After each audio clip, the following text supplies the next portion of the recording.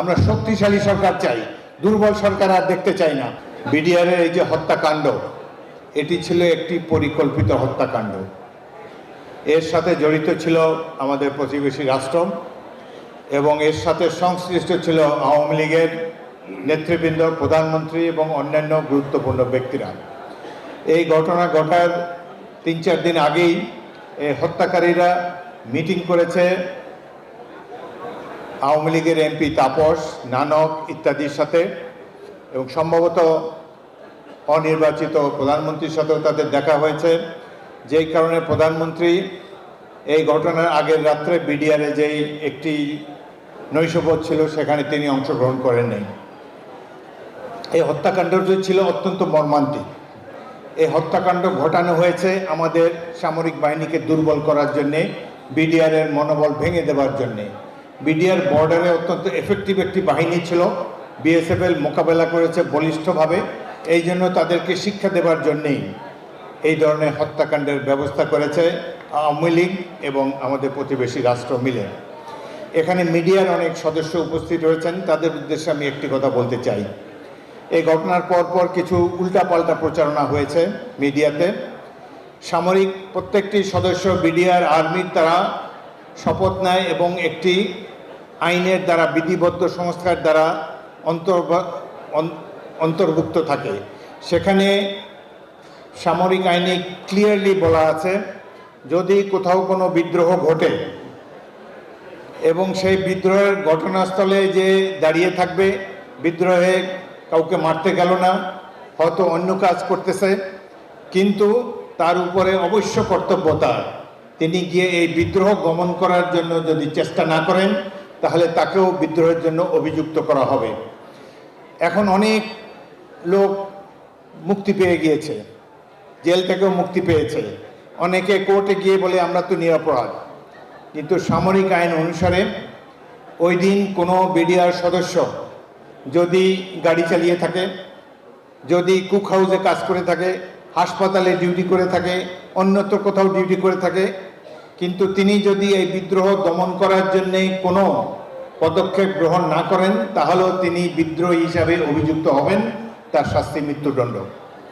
এটিও আপনাদের জানা দরকার। ওই দিন বিডিআরে যত লোক উপস্থিত ছিল তারা সবাই এই সামরিক আইনের আওতায় আসে।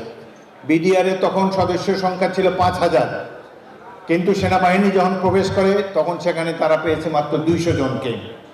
বাকি 4800 লোক কোথায় গেল? তারা শাস্তি এড়াবার জন্য পলায়ন করেছেন।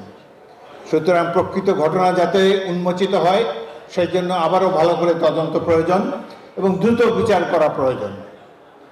আমরা যুদ্ধ করে 71 সালে এই দেশটি স্বাধীন করেছিলাম।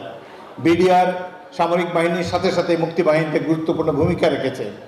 যেদিন রাজনীতিবিদরা ব্যর্থ ছিলেন সেদিন আমাদের নেতা জিয়াউর রহমান 1971 সালে 26শে মার্চ চট্টগ্রাম থেকে স্বাধীনতার ঘোষণা দেন এবং মুক্তিবাহিনী গড়ে তোলেন। 9 মাস যুদ্ধের পর আমরা স্বাধীনতা অর্জন করি। বিডিআরও তৎকালীন ইপিআর এই যুদ্ধে সাহসিকতার সাথে অংশগ্রহণ করেছিল। এই বিডিআরের মনোবল, সেনাবাহিনীর মনোবল ভেঙে দেওয়ার জন্যেই এই ধরনের ষড়যন্ত্র করা হয়েছে। দেশে দুর্বল সরকার থাকলে কি হয় সেটি এখন আমরা মর্মে মর্মে উপলব্ধি করতে পারছি। দেশে আইনশৃঙ্খলা পরিস্থিতি ঘোরতর অবনতি হয়েছে, দ্রব্যমূল্য সকল সাধারণ মানুষের ক্রয়সীমার বাইরে। কারণ কি? একটি দুর্বল অনির্বাচিত সরকার জনগণের উপরে চেপে বসে আছে। সেই দিন সরকারটি কেমন দুর্বল ছিল? যখনই এই ঘটনা ঘটে শেখ হাসিনা সারাদিন বসে বসে কোনো সিদ্ধান্ত দিতে পারেননি। সেনাবাহিনী প্রধানকে ডেকে তার পাশের রুমে বসিয়ে রেখেছেন। এই হত্যাকাণ্ডের জন্য আমি তৎকালীন সেনাপ্রধান মইনুল আহমদকেও দায়ী করব। তার উচিত ছিল সেনাদল নিয়ে ঝাঁপিয়ে পড়া, তার বন্ধুদেরকে, ব্রাদার্স ইন আর্মদেরকে রক্ষা করার জন্য। সেটি করতে তিনি ব্যর্থ হয়েছেন। কোথায় সেনাবাহিনীর বিদ্রোহ হলে সাথে সাথে তা দমন করতে হবে, এটি জেনারেল জিয়াউর রহমান দেখিয়ে দিয়েছেন।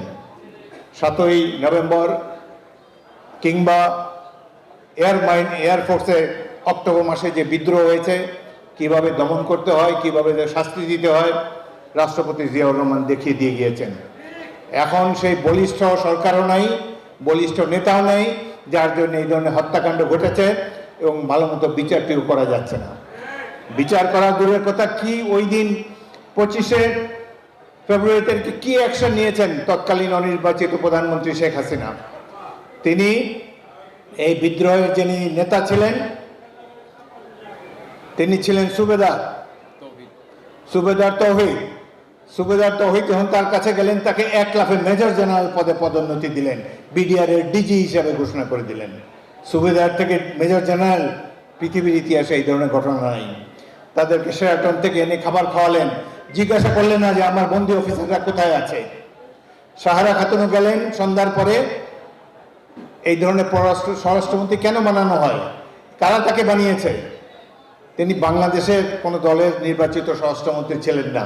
প্রতিবেশী রাষ্ট্র তাকে এই ধরনের দুর্বল স্বরাষ্ট্রমন্ত্রী রেখেছে, দুর্বল সরকার রেখেছে, অনির্বাচিত সরকার রেখেছে, যাতে প্রায়শ এই ধরনের হত্যাকাণ্ড ঘটানো যায়।